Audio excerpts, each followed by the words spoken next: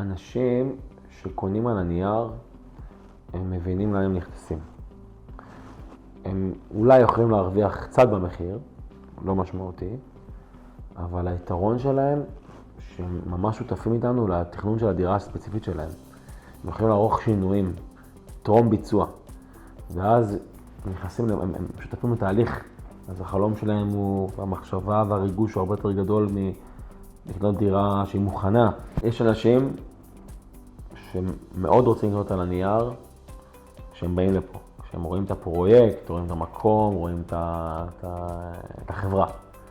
אבל יש להם חשש מלקנות על הנייר, ולפעמים החשש גובר על הרצון שלהם.